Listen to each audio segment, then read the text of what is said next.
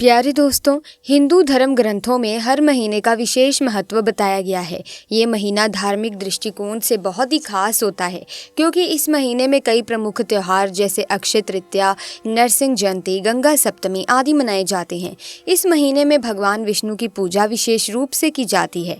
मान्यता है कि जो व्यक्ति इस महीने में सूर्योदय से पहले स्नान करके व्रत रखता है तो उसे भगवान विष्णु की कृपा से पैसों की तंगी का सामना नहीं करना पड़ता और हर तरह के दुखों से मिल जाती है निजात।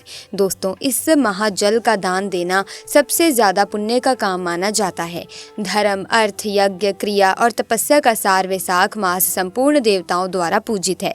वो माता की भांति सब जीवों को सदा अभीष्ट वास्तु प्रदान करने वाला है। इसी तरह की महत्वपूर्ण और ज्ञानवर्धक जानकारी प्राप्त करने के लिए हमारे चैनल समृद्धि को सब्सक्राइब करें और बेल आइकन को प्रेस करें ताकि नई वीडियोस की अपडेट आपको सबसे पहले मिल सके। धार्मिक मान्यता है कि जैसे सतयुग के समान कोई दूसरा युग नहीं, वेदों के समान कोई शास्त्र नहीं, गंगा के समान कोई तीर्थ नहीं, उसी की भांति वैशाख मास के समान कोई महीना नहीं। जैसे विद्याओं में वेद विद्या, मंत्रों में प्रणव, वृक्षों में कल्प वृक्ष, धेनुओं में कामधेनु, देवताओं में विष्णु, वर्णों में ब्राह्मण, प्रिय वस्तुओं में प्राण, नदियों में गंगा जी, तेजों में सूर्य अस्त, शास्त्रों में चक्र, धातुओं में स्वर्ण, वैष्णवों में शिव तथा रत्नों में कौस्तुभ मणि है। उसी प्रकार धर्म के साधनभूत महीनों में वैशाख मास सबसे उत्तम है।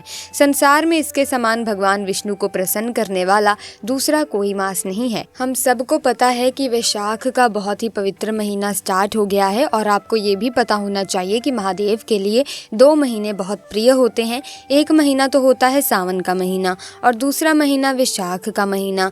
दोस्तों, ये महादेव को बहुत प्रिय होते हैं। इसी के चलते कुछ लोगों के मन में ये बात होती है कि वैशाख के महीने में जो मिट्टी के बर्तन वाला उपाय है जिससे महादेव को जल चढ़ाना है वो हम कैसे चढ़ाएंगे। मिट्टी का बर्तन ना हो तो हम क्या करेंगे, उसे रखेंगे कहाँ, कब चढ़ाएंगे। इन सभी बातों का जवाब दोस्तों इस वीडियो में आपको मिल जाएगा। इन सभी बातों के बारे में हम आज की इस वीडियो में विशेष चर्चा करेंगे और साथ ही कथा के द्वारा सुनकर आपको बहुत अच्छे से मैं समझाऊंगी। इसीलिए वीडियो को पूरा देखिएगा ताकि चीज़ आपको बहुत ही आसानी से और अच्छे तरीके से समझ आ जाए। सबसे पहले कुछ महत्वपूर्ण नियम जान लेते हैं। वैशाख मास के नियम जो हैं दोस्तों, भगवान विष्णु की कृपा प्राप्त करने के लिए इस महीने में सूर्योदय से पूर्व स्नान करना चाहिए। पुराणों के अनुसार वैशाख के महीने में भगवान विष्णु की आज्ञा से जन कल्याण हेतु जल में समस्त देवी देवता निवास करते हैं।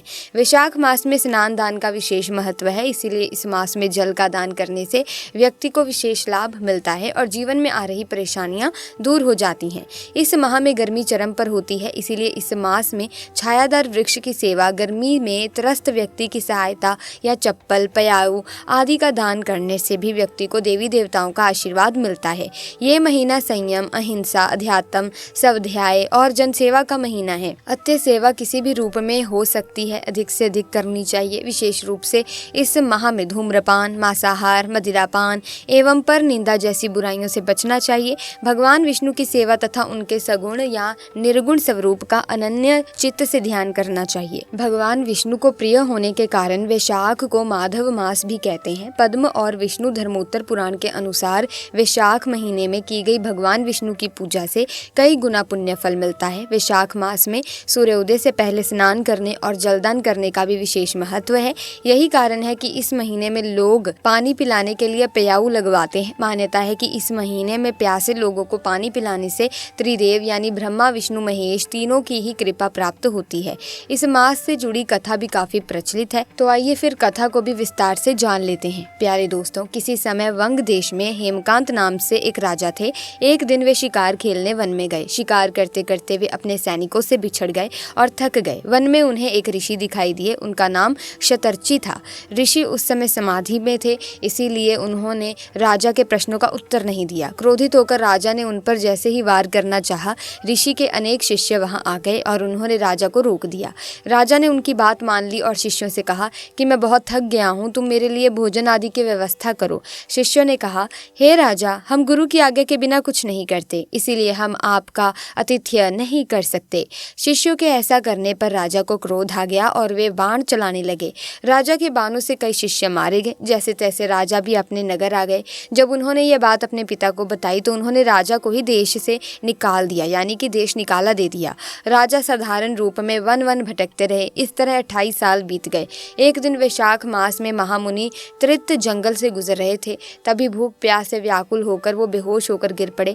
हेमकांत ने उन्हें देख लिया और पानी आदि की व्यवस्था की। हेमकांत के ऐसा करने से उनके पाप क्रम नष्ट हो गए। अंत समय में यमदूत जब हेमकांत के प्राण लेने आए तो वो भगवान विष्णु का ध्यान करने लगा। तभी भगवान विष्णु के दूत वहां प्रकट हुए और उन्होंने यमदूतों से कहा कि वैशाख मास में एक मुनि को जल पिलाने और उनके प्राण बचाने से अब हेमकांत निष्पाप हो गया है, इसीलिए तुम यहाँ से जाओ, यही भगवान विष्णु के आदेश हैं। इसके बाद जैसे ही भगवान विष्णु के दूत ने हेमकांत को स्पर्श किया तो पहले ही की तरह स्वस्थ और वो युवा हो गया। भगवान विष्णु के दूत ही हेमकांत को उनके महल लेकर गए और उनके पिता को पूरी बात बताई। भगवान विष्णु का प्रिय होने के चलते हेमकांत फिर से राजा बन गया और न्यायपूर्वक शासन करने लगा। अब आइए बात करते हैं उपायों की। देखो क्या करोगे। एक मिट्टी का बर्तन लेना, उसमें पानी डाल देना और इस मिट्टी के बर्तन को लोटा हो, छोटी सी कटोरी हो, दीपक ही क्यों ना हो, उसे उठा करके अपने घर में जहाँ पीने के लिए पानी रखते हो ना, पीने के लिए पानी वाले स्थान पर इसको पूरी रात रख देना, ढक करके रखना, खुला मत रखना। अगले दिन जब आप सुबह सुबह सोकर उठोगे तो स्नान वगैरह करने के बाद फिर उस मिट्टी के बर्तन का जो जल होगा उसको आपको उठाना होगा और आपके घर में चाहे कोई सा भी तांबे का बर्तन हो, चाहे वो आपके पास में छोटी सी कटोरी हो, गिलास हो या फिर लोटा हो, कुछ भी हो। जैसे मान लीजिए मेरे पास क्या है, लोटा है। आपको रात भर रखा हुआ जल लोटे में डाल देना है और इसी लोटे का जल जो भी शिवलिंग आपके घर में है, मंदिर में नहीं जाना, घर में जो शिवलिंग हो उनके ऊपर जल को समर्पित कर देना। आपकी जो मनोकामना होगी महादेव ज़रूर पूरी करेंगे। नियम के साथ इस उपाय को करेंगे। वैशाख का महीना बहुत ही पवित्र महीना माना जाता है। कैसे करना है उपाय, तो दोस्तों एक छोटी सी बात आपको और बता दूं।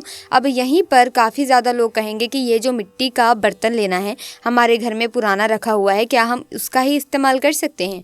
तो इसका जवाब बिल्कुल हाँ है। आप पुराना मिट्टी का कोई सा भी बर्तन इस्तेमाल कर सकते हैं, कोई दिक्कत वाली बात नहीं है। दूसरी बात ये आती है कि क्या वैशाख के महीने में रोज़ ये काम करना है? तो इसका जवाब है नहीं। आपको रोज़ करने की ज़रूरत नहीं है। आपको सिर्फ एक दिन सोमवार को ही ये उपाय करना है, लेकिन बाकी दिनों में आपको जो भी इच्छा हो, जिस किसी भी दिन भी करना हो, आप इस उपाय को कर सकते हैं। पहले दिन तो करना है, बाकी सोमवार के दिन तो करना ही करना है। तो यहाँ पर हम लोगों ने मिट्टी वाले बर्तन की बात कर ली है। आगे बढ़ते हैं महादेव के पवित्र महीने वैशाख के महीने के अपने दूसरे उपाय की तरफ। इस उपाय को समझिए। देखो क्या करना है। वैशाख के महीने में बेल का फल बहुत ही आसानी से हर गली नुक्कड़ में आपको बहुत ही आसानी से 20 से 25 रुपए में मिल जाएगा। छोटा सा लेकर के आना है, घर लेकर आना और इसको आधे से जब तोड़ोगे ना तो ये इस तरीके से कुछ पार्ट्स अलग होकर के आएंगे। तो इसका जो गोदा होता है, इस गोदे को आप निकाल करके अपने घर में इस्तेमाल करना। बाकी इसका जो छिलका होता है ना, ये एक कटोरी के रूप में आएगा। जैसे कटोरी नहीं होती आपके घर में, वैसे ही इसका छिलका बनकर आएगा। आपको क्या करना है, आपको इसकी कटोरी में थोड़ा सा पानी डालना होगा, अपने घर का जल लेना है और एक तांबे का लोटे का जल लेना है और उसमें भी जल कहाँ से भरोगे, अपने घर से। इन दोनों चीजों को लेकर पहुंच जाएंगे भोले शंकर के शिवलिंग के पास में वैशाख के महीने में।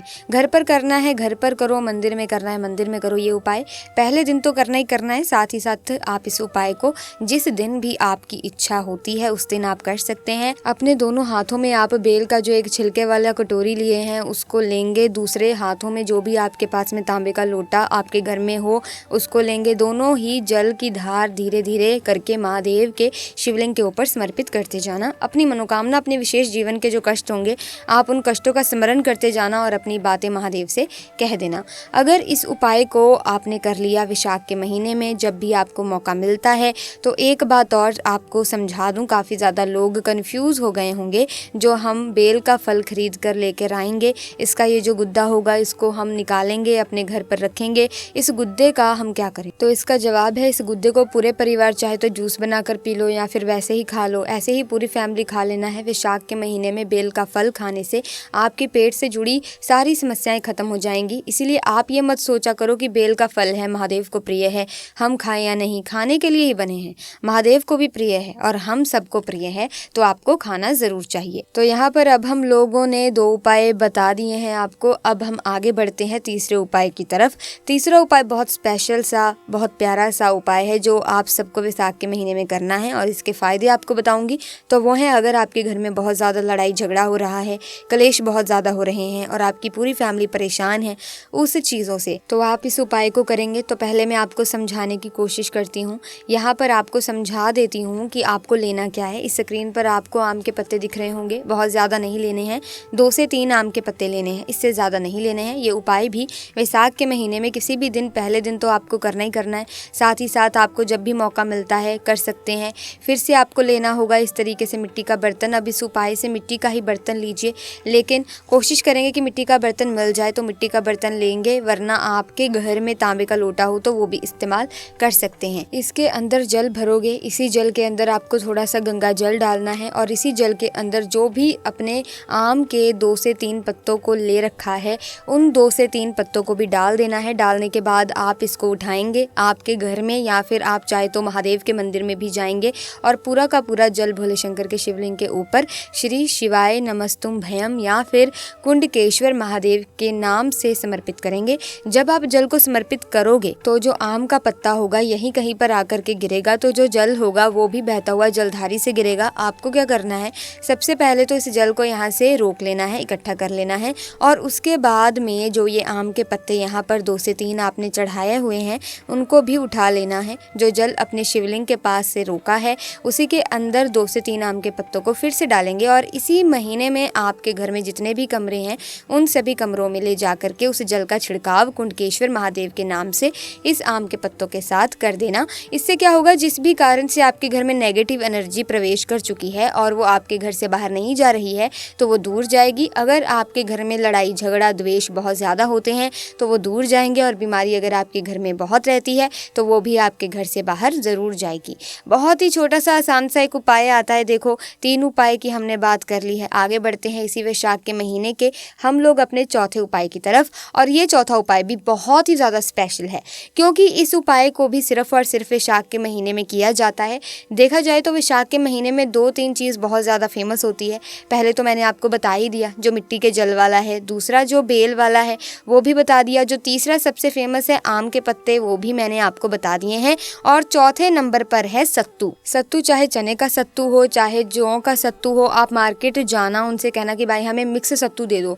थोड़ा सा मिक्स सत्तू खरीद के अपने घर में वैशाख के महीने में रख देना। जो भी इंसान या फिर जो भी मेहमान आपके घर में वैशाख के महीने में आता है उन्हें सत्तू ज़रूर खिलाना चाहिए। इससे हमारे घर में पॉजिटिव एनर्जी बनी रहती है और उस इंसान की सेहत भी ठीक रहती है। जो भी घर में आपके मेहमान आता है, अतिथि आते हैं, उन्हें आपको सत्तू ज़रूर खिलाना पिलाना चाहिए। अगर इस उपाय को आपने किया तो कभी भी आपके घर में अन्न की कमी नहीं होगी, हमेशा आपका भोज भंडार भरा रहेगा। उसके लिए सत्तू लेना, ठीक शब्दों को क्या करोगे, लेकर चले जाना भोले शंकर के शिवलिंग के पास में। पूरे वैशाख के महीने में जब कभी भी इस चीज़ का टाइम मिले, आपको मौका मिले, आप इस उपाय को कर सकते हैं। सबसे पहले थोड़ा सा सत्तू भोले शंकर के शिवलिंग के ऊपर आप चढ़ा देना।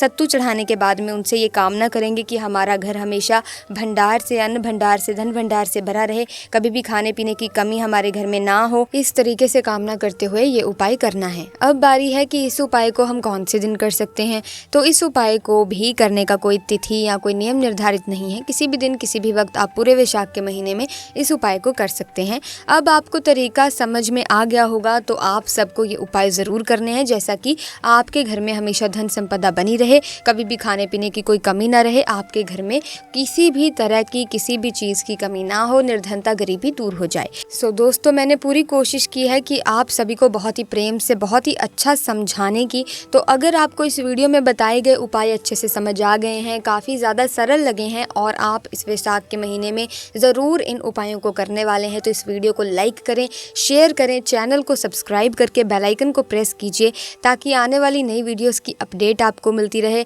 और अगर आप भी महादेव का आशीर्वाद पाना चाहते हैं, साथ ही साथ आप माता लक्ष्मी का, श्री हरि विष्णु का आशीर्वाद पाना चाहते हैं, तो कमेंट सेक्शन में पूरी श्रद्धा से, सच्चे मन से ज़रूर लिखें, हर हर महादेव, जय श्री हरि विष्णु, जय माँ लक्ष्मी। इसी के साथ जल्दी मिलेंगे, जल्दी मुलाकात होगी आपसे एक नई वीडियो में। तब तक के लिए आपका बहुत बहुत धन्यवाद।